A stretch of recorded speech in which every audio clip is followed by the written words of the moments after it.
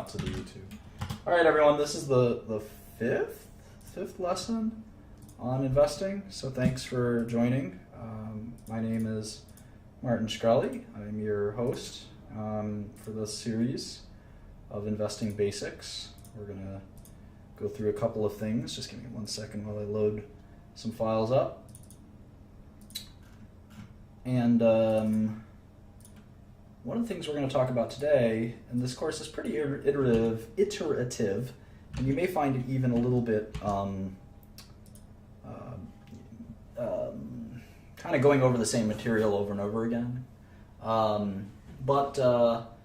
think that each time you do a financial model and you understand financial statements better, the more and more things become apparent to you, and the more you sort of come to grips with key facets of finance that are very important. So what we're going to talk about today is sort of a little bit about portfolio construction. And we did quite a bit of work in the last few lessons on single companies and trying to understand kind of IBM and Apple and a few other companies. And so now what we're going to turn to is we're going to get back to individual companies in a minute, but what we're going to turn to a little bit is trying to understand the best way to sort of come up with an approach on how to use this sort of the tools that we're learning and apply them correctly. So one of the things we're going to do is we're going to talk about a universe. And a universe, at least when it comes to investing, is sort of we're going to refer to it as a list of securities that we will focus on. So it's pretty simple. It's basically we're going to, it could be sector focused, market cap focused. So you can say, I'm just going to look at small caps, medium cap, or large cap. You might want to look at small caps because maybe you think that there's more alpha in small caps, or you want to look at large caps because you're investing too much money. You have billions and billions of dollars that you're managing, and you can only invest in large caps because small cap companies are too small to make investments in. You might invest in a sector like tech or healthcare or energy. You might say that you want to invest in growth versus value. Maybe it's a style focused. There's lots of different ways to limit your universe. And the reason we want to limit our universe is because there's so many equities out there, at least in equities and bonds as well. You can see there are 68,000 tradable equities right now. That's a lot. Geographical is another one. You might even do a mix of these. You might even say, I'm going to do small cap biotech only in the US. And that universe could be 300 securities. And you can actually, study 300 securities with a few people. If you're going to think that you want to do at least 100 hours per security, you can cover that ground in a year. So that's sort of the reason why. You can't really do that if you're studying 68,000 securities. That's too many. So let's do tech. Let's kind of quickly do tech. Now, technology and telecom. Tech and telecom. Let's try that. And we'll see what our universe looks like. 5,000 companies. That's a lot more reasonable than 68,000, right? A lot more reasonable. It's probably going to be even less than 5,000 when we get to it. So let's see.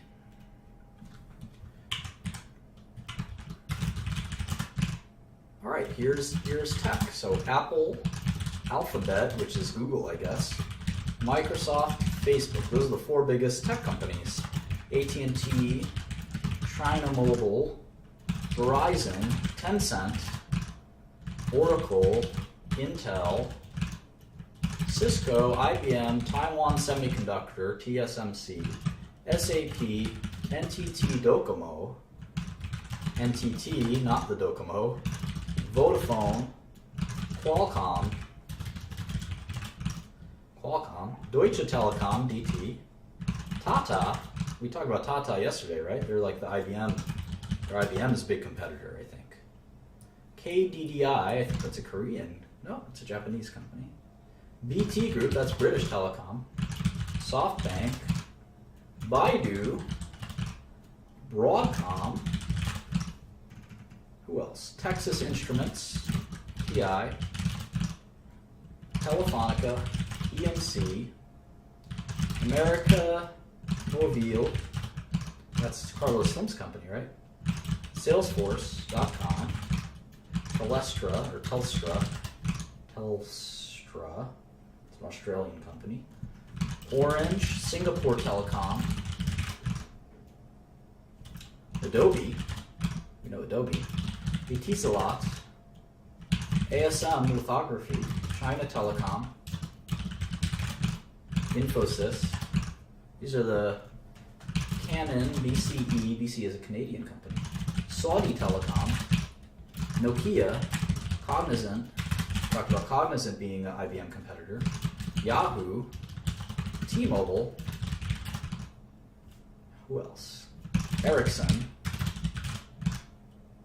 China Unicom, Hewlett Packard, that's how low they've sunk. Hewlett Packard, NXP Semiconductor, NXP Semi, and Telecomunicazione. That's the top 50 tech and telecom companies in the world. How many did you recognize? How many do you recognize? These are all international publicly traded tech companies, and they range in market cap from 500 billion or so for Apple to 26 billion. 26 billion. We're going to use the Excel freeze panes to freeze it like this. And we're going to save this file and we're going to call it just tech. And I'm going to upload this to the share drive. Call it tech. Let's put the stock ticker here, Apple. And we're going to put US if it's a US company.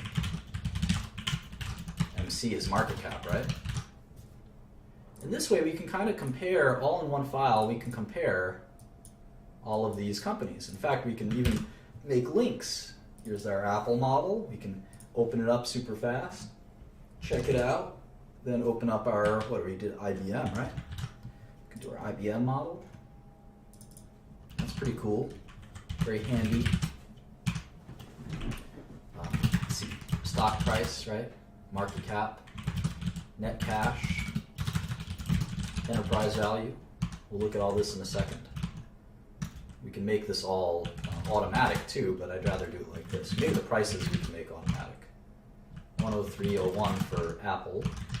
How about IBM? It's like 170, 137. A little dyslexia going on. Alphabet, Facebook. So which one should we look at next? Well, if we learn Tata, we learn a little bit about IBM. If we learn SAP, we learn a little bit about IBM's software business. If we learn Dell and EMC, Dell is now a private company, we learn a little bit of IBM's server business. So they're all kind of interconnected. For Apple, we would have to look at AT&T, their biggest customer. And their competitors would include Alphabet or Google. So there's a lot of reasons that we want to learn one industry. Because if we started to look at, if we put Coca-Cola in this list, it wouldn't tell us anything about any of these companies. But look at all these telecom companies are big customers, right, of companies like Cisco. They're big customers of all these different equipment companies. So there's a food chain. Sometimes we call that a food chain or supply chain. And it all links together. So we can study this by sort of having, let me make a new file here. You can sort of draw this stuff out. I know a lot of people like to do this in tech. I'm not a tech expert. People like to do it, stuff like this. I say Apple. You can even just put the stock ticker, AAPL. They sell phones to who? AT&T. Or AT&T's a carrier, I guess, right? So you have this relationship. And you have this relationship to what? The consumer, right? Consumer. And who does AT&T buy equipment from? Cisco, right? Cisco, Ericsson, Alcatel, all these companies, right? Nokia.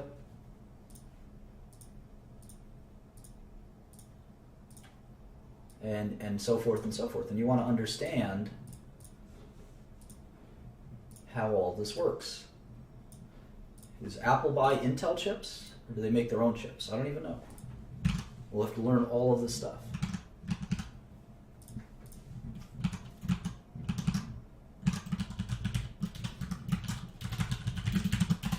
Google will tell us about kind of the advertising business, won't it? Microsoft is pretty diversified themselves. Facebook and Google are arch rivals. AT&T, of course, very important to all of this. China Mobile is our first foreign company. This trades in Hong Kong. We're going to trade some Hong Kong stocks here too. Verizon, well, they're very important in all of this too. So Verizon, we can make Verizon over here.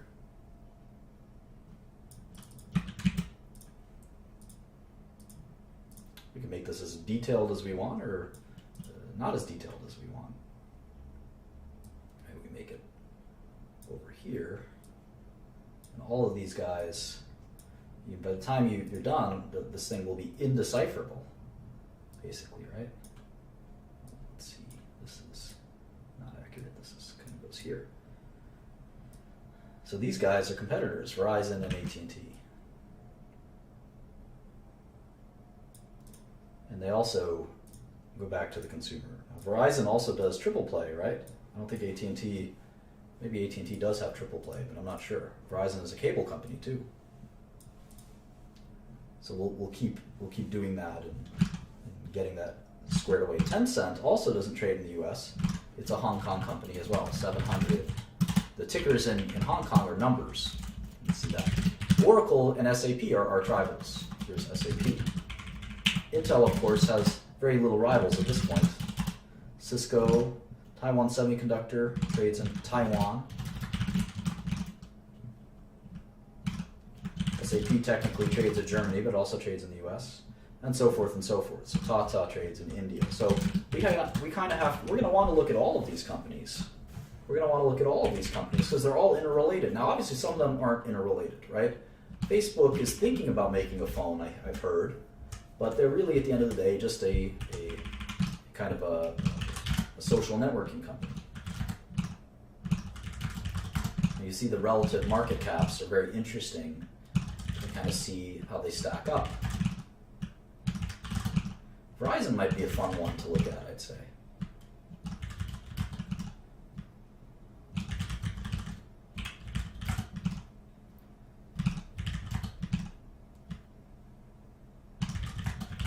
Et cetera, et cetera. Now, how about some smaller tech companies? Let's go all the way down here. Let's look for like a tiny, not tiny, but a smaller tech company. Wow, there's so many. Hundreds. How many $1 billion or above tech companies are there?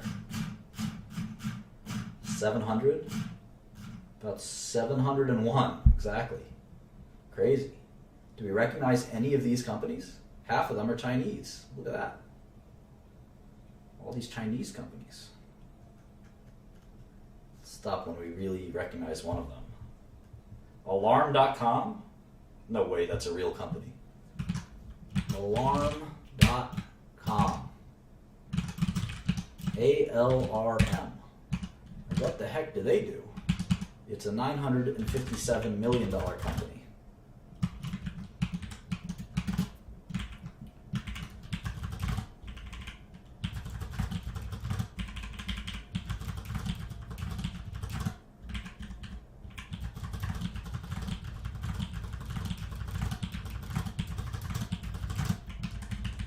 Alarm.com.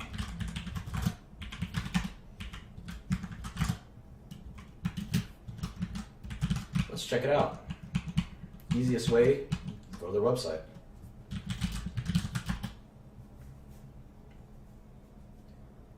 Protect what matters most. Cutting edge security you can rely on. Okay. Sort of sounds like a 24/7 emergency response alarm company. Basically do all kinds of monitoring and alarm devices, and they use your iPhone or something. They have a thermostat, video monitoring. It's like an all-inclusive kind of company. All right, well, why don't we make a model? Why don't we look at alarm.com? Never heard of these guys. Let's look at the basic 6 things. And it's fun to look at kind of these smaller companies. They're more exciting than Apple. They're more likely to have stock prices that aren't accurately reflected by the stock market. ALRM is their stock ticker. So I can look up their stock price very easily. It's $21. This is what we would call a mid-cap or small-cap company. It's only $1 billion company.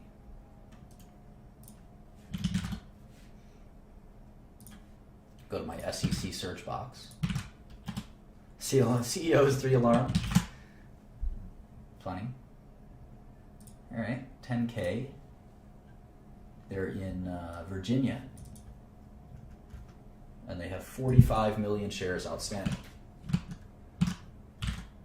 45.582 million shares outstanding as of Q4 2015, at the end of Q4 2015. So that makes it roughly $1 billion company. This is much more reasonable, a $950 million company. It would take you $96 million roughly to buy 10% of the company.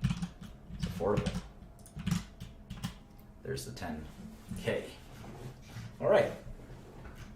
First page of the 10K, we are a leading platform solution for the connected home. Through our cloud-based services, we make connected home technology broadly accessible to millions of home and business owners.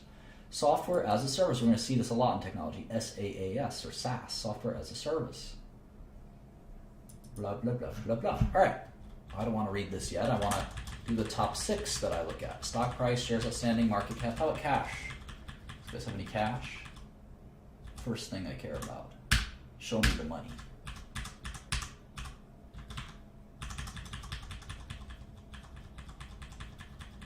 So this is kind of a software company, not really an alarm company. Let's see, cash, 128 million. All right. Young Metro has more cash than that. Accounts receivable, inventory, OCA, TCA, PP&E, intangibles, goodwill. Okay, that's it, 128 million in cash. How about some debt? 6.7 million I spy. That's really it. No debt other than that $7 million. So an $800 million enterprise value. This company on a cash and debt-free basis is worth about $800 million. I wonder if they make money. Just take a quick glance at that. Oh yeah, sure. $200 million in revenue. Holy smokes. Holy smokes. Only $20 million in net income though, or operating income. Cost of revenue, so 130 minus, yeah. All right, cool. Let's make the model.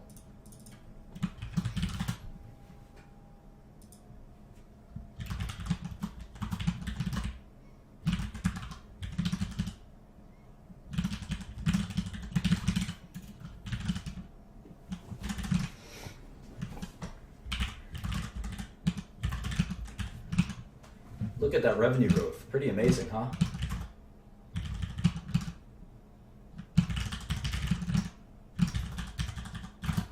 Fast revenue growth.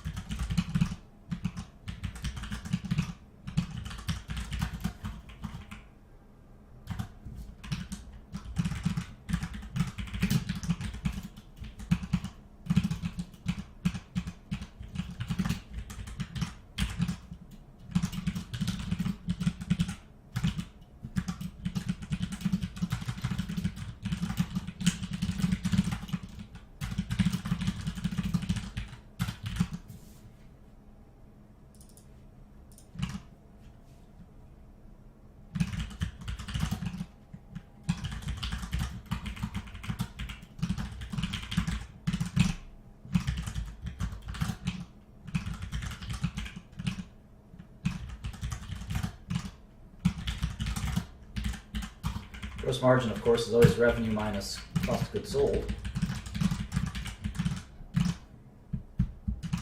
Cool. Sales and marketing, general administration, R&D. So sales and marketing is just ads, right? Basically just ads. 21 million. It's a smallish company, right? If your ad budget and your sales force is 20, 30 million, that's not much. It's a small company. I wonder how many employees they have. We're going to look that up soon. Not knowing the number of employees is actually very important. General administrative, this is your legal fees, your auditor fees, all that stuff. It's also pretty modest sized company. I've run companies with more general administrative expense than this, 30 million a year. That's a pretty small company.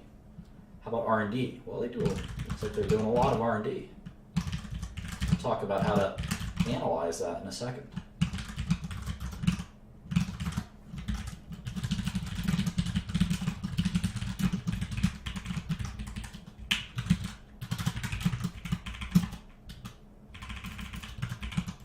You can see their operating income has been rising. It's about 25 million a year. So, if it's an $800 million company, it'll take you about 33 years to make your money back. It's enterprise value to the earnings. Let's go back to our list here. So let's see, the market cap, let's see, what's the stock price? It's $21. The market cap is the stock price multiplied by the shares outstanding, which in this case is 46 million or so.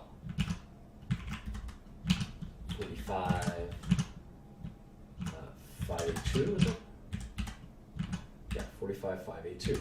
The net cash was 128 minus 7, so the enterprise value is this. All right.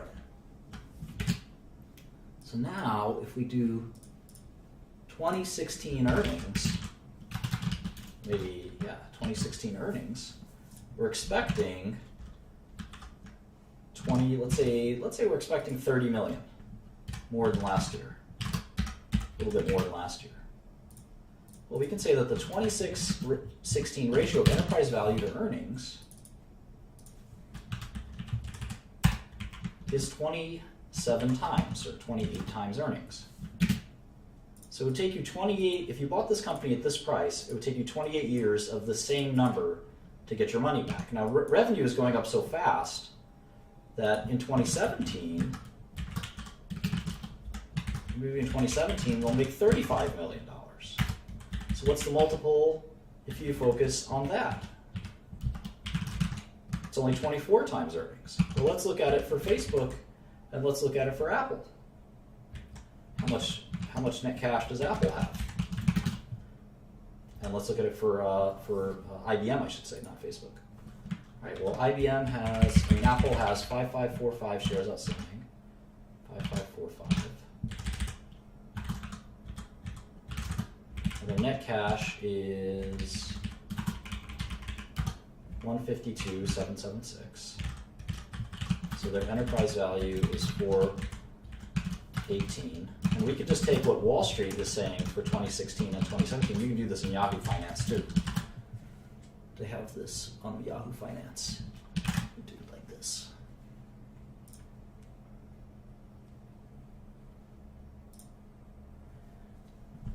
For Apple, they're expecting 50 billion in net income for 2016 and 53 billion for 2017. So for Apple, it would only take how many years to get your money back? 8. So why would you pay 24 times 1 year of earnings when you can buy Apple for 8 times 1 year of earnings?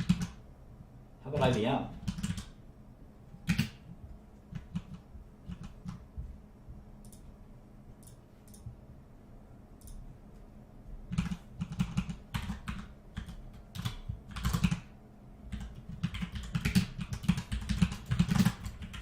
IBM. IBM is negative net cash, right? Negative 31,695.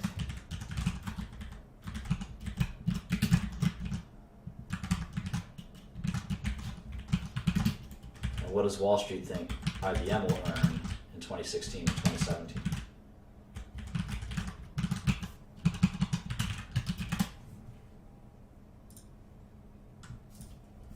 12,770,000,000 and 13 billion. So IBM is technically cheaper. It's not actually cheaper, but on an enterprise value to earnings ratio, it's 13 years. The company is worth 165 billion. If that doesn't make sense, stop and go back to the first few lessons. The company is going to make 13 billion a year. If that doesn't make sense, stop and go back a few lessons. So on a ratio basis, you're buying a company for $165 billion. You could buy a share of that company. And the company is making $13 billion a year. So it would take you 13 years. Apple will only take you 8 years. It's pretty amazing. Do I have this right for Apple? Let's see. Net income. Yeah, that's right. Eight times earnings. Pretty crazy. So people are more concerned that Apple can't keep up these earnings than even IBM. That's what you can imply by this. It doesn't mean that you should buy Apple and sell IBM. It means that the market's very worried that these earnings may fall victim. So it's assigning it a higher discount rate. Because if you do the opposite of a PE, you can do an earnings yield. So you do 1 divided by, or you can do the earnings divided by the market cap. It's like a bond. And you can see it's yielding 12%, which means it's a higher, in essence, discount rate. Higher discount rate.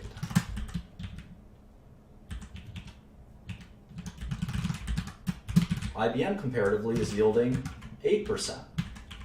So people think the risk of Apple is much higher than the risk of IBM. Does that make sense? What about Alarm.com? It's yielding 4%.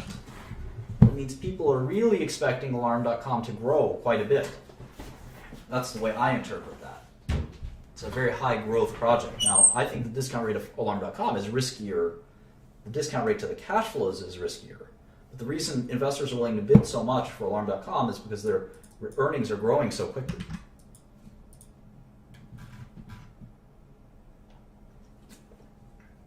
So we have a lot to think about and discuss, but we're trying to slowly get a sense for all of this stuff. So let's keep going with Alarm.com.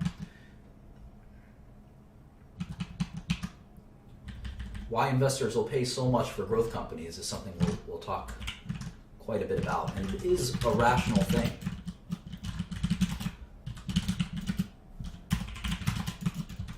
It is a rational behavior. A lot of value investors don't think it's rational, but it's not necessarily wise. There's a lot of bad value investors, just like there are a lot of bad growth investors. And I'm the best named. I'm just kidding.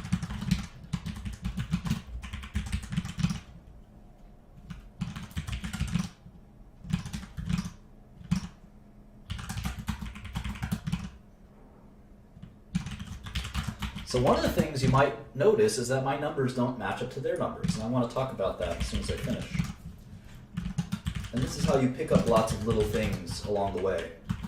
This is not a class like any other in that we can give you a definitive lesson plan. You kind of have to learn by doing, and by doing we're explaining. And each successive company we do, we've sort of mastered an elementary part of the last time. We're adding a new advanced part. Like we might actually do the cash flow statement this time. So I have the following three numbers for net income. I have this company, Alarm.com. They made $8 million in 2013. They made $17 million in 2014 and $18 million in 2015. So actually I'm going to adjust these. So let's say they'll make 20 and 25. All right. But the 10K has different numbers. Let's close out IBM. The 10K says that they made 4, 13, and 12. 4, 13, and 12. And I have them making 8, 17, and 18. Why? Well, if you noticed, and you watched very carefully, I'd be very impressed if you picked it up, I did not include this line. Amortization and depreciation. Does anyone know why? Who's the smart person? Who's the smart person that knows why?